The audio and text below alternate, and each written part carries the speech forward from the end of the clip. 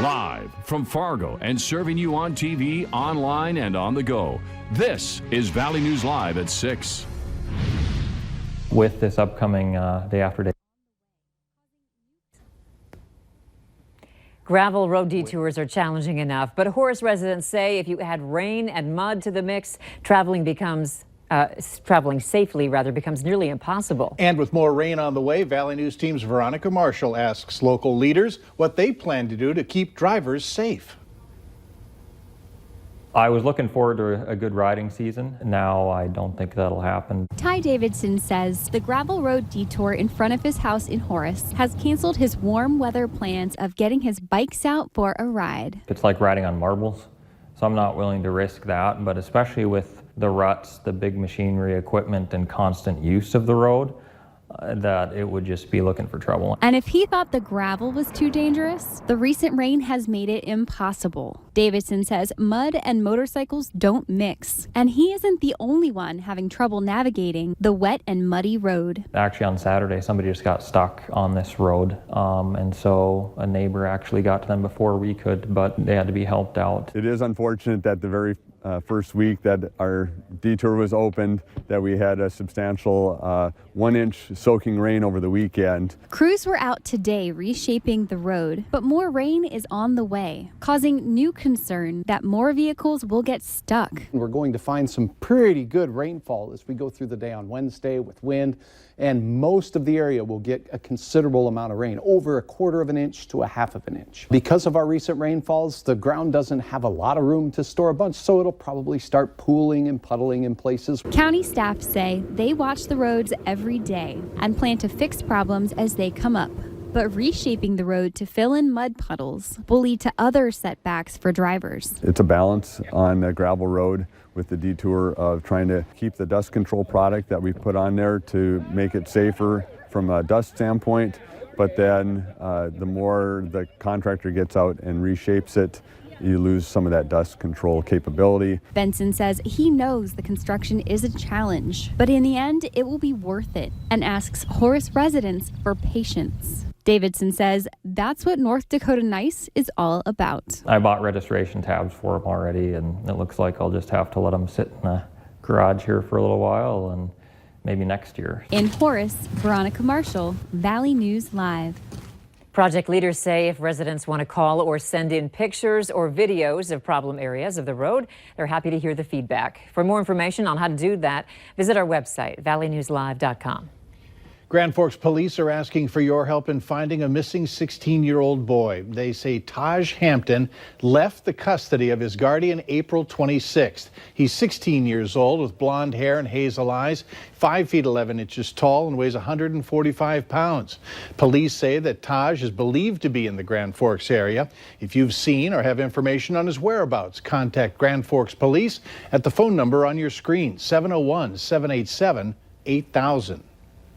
A beautiful day today, sunshine at least later in the day. Let's toss it over to Hutch to find out what we can expect this evening in our no-wait weather. Hutch? Andrea, after a very frigid start to the day with frost on many of our windows in eastern North Dakota, the sunshine came out and warmed us up pretty nicely. Still a below average day as far as temperatures are concerned.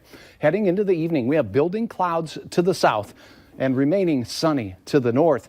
Some heavy rain and even snow in the Rocky Mountains, and severe weather expected in portions of Oklahoma and Texas. In fact, it's taking place now with the Storm Prediction Center issuing a high risk for tornadoes.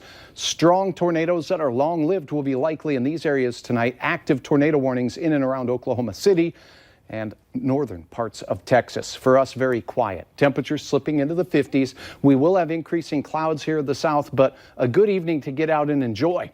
Grand Forks similarly, although you won't see as much in the way of cloudiness until we get to the day tomorrow. Big time changes begin tomorrow. I'll tell you when rain moves in and have details on how much you can expect here in a few minutes. All right, thanks, Hutch. A Fargo woman is reminding neighbors to lock their doors at night after she found a homeless woman sleeping in her basement over the weekend.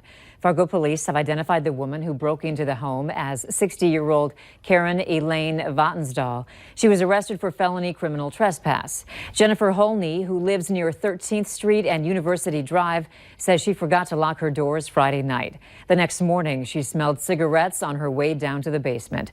That's when she heard movement under the stairs and realized someone was there. Holney says a woman had made a bed under her staircase using her clothing and packing peanuts. The woman ate some of Holney's food, but apparently drank her own liquor. Holney ran out of the house and contacted police. She posted a warning to Nextdoor, wanting to remind everyone not to forget to lock their doors, even for one night. In Barnes County, the sheriff's office is asking for your help in finding a wanted man. His picture is up on your screen right now. 19-year-old Jared Logan Weigel is wanted on several warrants, including drug paraphernalia and domestic assault. If you have any information on where he might be, you can call the Barnes County Sheriff's Office at 701-845-8530. Posts and tweets like this one hit news feeds around the valley over the weekend, claiming King House Buffet in downtown Fargo was no longer open because live chickens were found in the restaurant's basement. We did some digging and found on May 8th, Fargo Cast Public Health found live pigeons, not chickens, downstairs. The buffet chose to temporarily close on May 9th during lunchtime to fix other issues officials found, and they have been open since. King House Buffet's owners tell Valley News Live that since Friday, they have taken over 15 calls from pranksters asking if they can buy dog or rat meat from the buffet's basement. The buffet has kept a tally of the 4 phone numbers behind the calls and say they have told Fargo police about them as well. It was an honor flight first for veterans from both North Dakota and Minnesota. And one Alexandria family will not soon forget it. Valley News team's Melanie Palmer explains.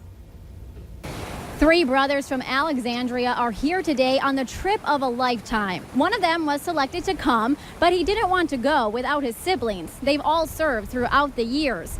On top of that, there is a 4th person that they're remembering while they're here in D.C. My oldest brother Melvin was in the Navy. We just got a picture of him and he's in our memory.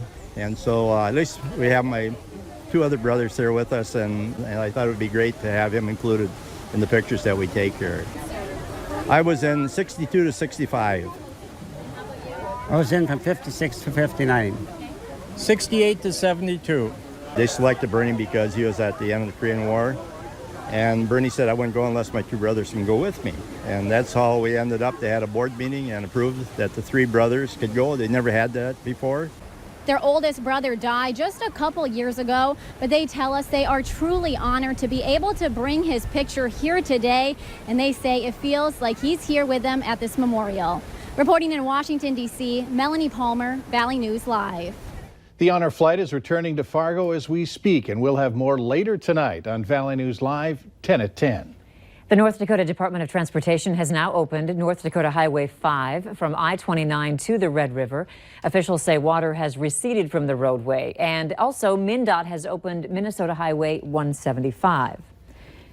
Authorities in Minnesota say that they have seen a decrease in vehicle deaths following the tragic death of a teen back in 2009.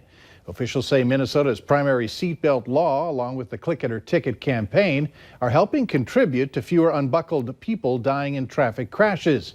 Authorities say just 1 year prior to the primary seatbelt law, 2008, 152 unbelted motorists lost their lives on Minnesota roads.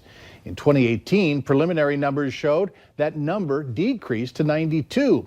In the last 5 years, between 2004 and 2008, leading up to the law, 51% of all fatalities were known to be unbelted motorists. In the last 5 years, 2014 to 2018, that number decreased to 34%. A well-known counseling center in Fargo has a new home. The Village Family Service Center is now in the 2000 block of 12th Avenue South in Fargo. Those with the Village say they have outgrown their current offices, and new locations will help meet the need they see for this kind of support. The need is really in the community for talking about mental health or addiction or children's services, that to be able to have this, we're hoping that we can start being able to see more people sooner. The new location is already seeing clients, but an official open house is set for July 24th. Moorhead City officials want to alert the public to a change in their garbage schedule on Memorial Day. Officials say there will be no garbage pickup on Monday, May 27th. Monday's are out for both garbage and recycling. If this is your recycling week, it'll be picked up on Tuesday, May 28th. Pickup will start at 4 and on Tuesday, May 28th. Additionally, the City of Moorhead garbage transfer station will be closed on Memorial Day. We have an update for you on some breaking news within the last hour. A state of emergency no longer exists surrounding the landing of a twin-engine flight into Hector International Airport in North Fargo. An earlier report indicated one of the engines on the plane was out. There was one person on board. We are waiting for confirmation that the plane landed safely, but emergency crews have been called off.